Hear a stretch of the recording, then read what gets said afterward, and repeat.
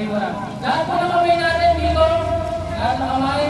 Pag-pray tayo. Hallelujah.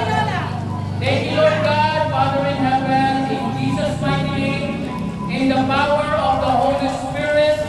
We pray, Lord God, pinag-pray namin ang aming Tita Helen sa kanyang kaarawan ngayon. Ikaw, Panginoon, ang magbigay sa kanya ng kalakasan sa katawan at bigyan mo siya ng kasiyahan na nagmumula sa iyo, Panginoon. More blessing to come sa aming Tita. Maraming pera at maraming kaibigan at pagmamahal, pag-ibig. Lord God, at siya ay lagi mong protektahan, ingatan kung saan mo naroon. Pagpalain yung mga anak, siya